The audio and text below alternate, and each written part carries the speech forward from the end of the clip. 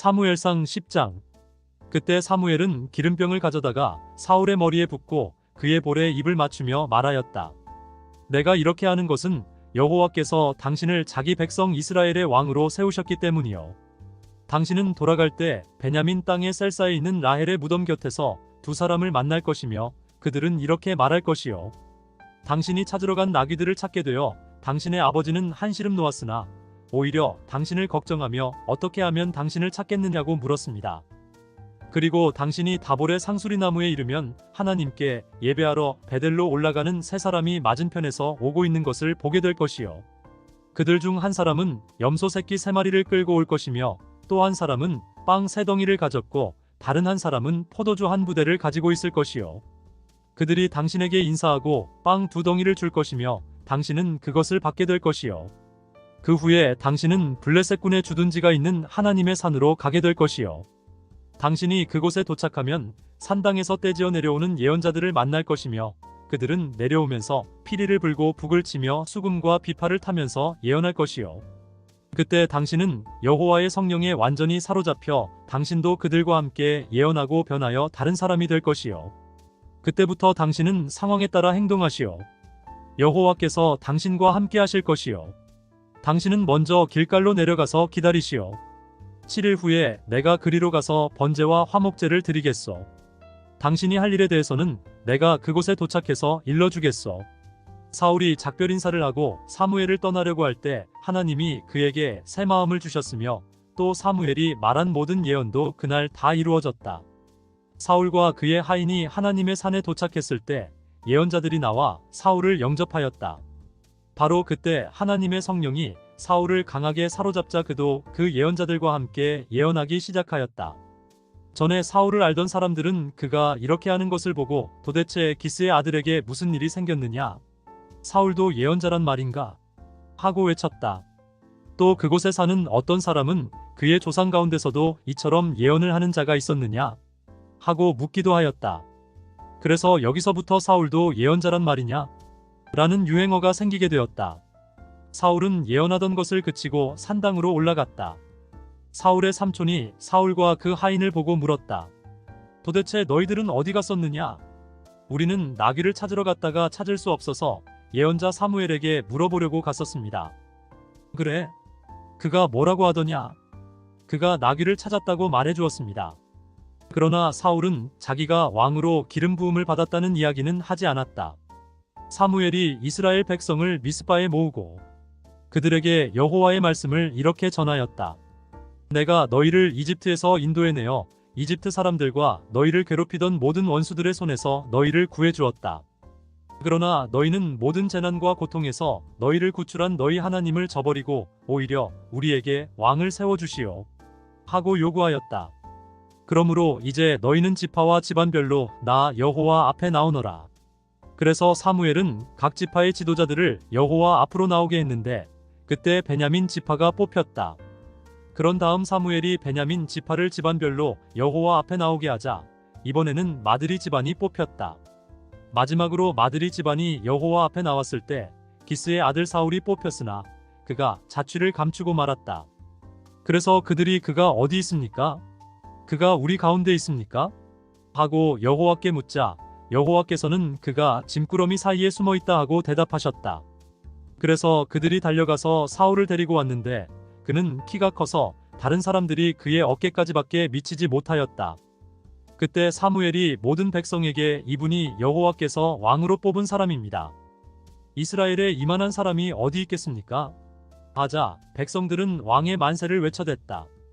그때 사무엘은 왕의 권리와 의무가 무엇인지 백성들에게 말하고 그것을 책에 기록하여 여호와 앞에 두고 백성들을 모두 집으로 돌려보냈다.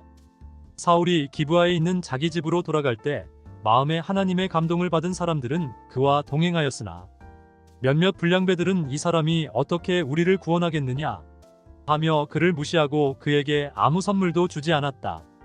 그러나 사울은 침묵을 지켰다. 로마서 8장. 그러므로 이제 그리스도 예수님을 믿는 사람들에게는 유죄 판결이 없습니다.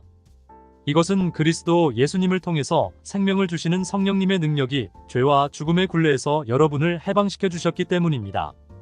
우리의 타락한 성품 때문에 율법이 연약하여 할 수 없는 그것을 하나님은 하셨습니다. 하나님께서는 죄의 문제를 해결하시기 위해 자기 아들을 죄 많은 인간의 모양으로 보내시고 우리의 죄값을 그에게 담당시키신 것입니다. 그것은 육신을 따라 살지 않고 성령님을 따라 사는 우리에게 율법의 요구를 이루기 위한 것입니다. 육신을 따라 사는 사람은 육신의 일을 생각하지만 성령님을 따라 사는 사람은 성령님의 일을 생각합니다. 육적인 생각은 죽음을 뜻하고 영적인 생각은 생명과 평안을 뜻합니다. 육적인 사람은 하나님의 법에 복종하지도 않고 또 복종할 수도 없기 때문에 하나님과 원수가 되고 맙니다. 육신의 지배를 받는 사람은 하나님을 기쁘시게 할 수 없습니다. 그러나 성령님이 여러분 안에 계시면 여러분은 육신의 지배를 받는 것이 아니라 성령님의 지배를 받습니다. 누구든지 그리스도의 영이 없으면 그리스도의 사람이 아닙니다. 그러나 그리스도께서 여러분 안에 살아계시면 비록 여러분의 몸은 죄로 죽어 있으나 영은 의로 인해서 살아있는 것입니다. 죽은 사람들 가운데서 예수님을 다시 살리신 분의 영이 여러분 안에 계시면 그리스도를 살리신 그분이 여러분 안에 계시는 성령님을 통해 여러분의 죽을 몸도 살리실 것입니다. 형제 여러분, 우리가 빚진 사람들이지만 육신의 빚을 지고 육신을 따라 살아서는 안 될 것입니다. 만일 여러분이 육신을 따라 살면 죽을 것이지만 성령님을 통해 육적인 악한 행위를 죽이면 살 것입니다. 성령님의 인도를 받는 사람은 다 하나님의 아들들입니다. 여러분은 다시 두려워해야 할 종의 영을 받은 것이 아니라 하나님의 아들이 되게 하는 성령을 받았습니다. 그래서 우리는 성령님을 통해 하나님을 나의 아버지라고 부릅니다. 바로 그 성령님이 우리 영과 함께 우리가 하나님의 자녀라는 사실을 증거하십니다. 우리가 하나님의 자녀라면 하나님의 상속자로서 그리스도와 공동 상속인이 되는 것입니다. 그러므로 우리가 그리스도와 함께 영광을 받으려면 그분과 함께 고난도 받아야 합니다. 지금 우리가 받는 고난은 앞으로 우리에게 나타날 영광과 전혀 비교가 되지 않는다고 생각합니다. 모든 피조물들은 하나님의 아들들이 나타나기를 애타게 기다리고 있습니다.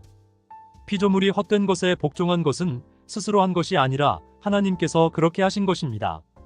그래서 그것들도 썩어질 것의 종살이에서 벗어나 하나님의 아들들이 누리는 영광스러운 자유를 누리게 하려는 것입니다. 우리는 지금까지 모든 피조물들이 함께 신음하며 고통당하는 것을 알고 있습니다. 이것뿐만 아니라 성령을 첫 열매로 받은 우리까지도 속으로 신음하며 하나님의 아들이 되는 것, 곧 우리 몸이 구원받기를 갈망합니다. 우리는 이 희망 가운데서 구원을 받았습니다. 그러나 보이는 희망은 희망이 아닙니다. 눈앞에 보고 있는 것을 누가 바라겠습니까? 만일 우리가 보지 못하는 것을 바란다면 참고 그것을 기다려야 할 것입니다. 성령님도 우리의 연약함을 도와주십니다. 우리가 어떻게 기도해야 될지 모를 때 성령님이 말할 수 없는 탄식으로 우리를 위해 기도해 주십니다. 사람의 마음을 살피시는 하나님은 성령님의 생각을 아십니다. 이것은 성령께서 하나님의 뜻을 따라 성도들을 위해 기도하시기 때문입니다. 하나님을 사랑하고 그분의 계획대로 부르심을 받은 사람들에게는 결국 모든 일이 유익하게 된다는 것을 우리는 알고 있습니다. 하나님께서는 미리 아신 사람들이 자기 아들의 모습을 닮게 하시려고 그들을 예정하시고 그리스도가 많은 성도들 가운데 맏아들이 되게 하셨습니다. 하나님은 예정하신 사람들을 부르시고 부르신 그들을 의롭다고 인정하시고 의롭다고 인정하신 그들을 또한 영화롭게 하셨습니다. 그렇다면 우리가 이 일에 대하여 무슨 말을 할 수 있겠습니까? 만일 하나님이 우리 편이시라면 누가 감히 우리를 대항할 수 있겠습니까? 자기 아들까지도 아끼지 않으시고 우리 모든 사람을 위해 내어주신 하나님이 어찌 그 아들과 함께 다른 모든 것도 우리에게 아낌없이 주시지 않겠습니까? 하나님이 택하신 사람들을 누가 감히 고발하겠습니까? 우리를 의롭다고 인정하신 분이 하나님이신데 누가 우리를 죄인으로 단정하겠습니까?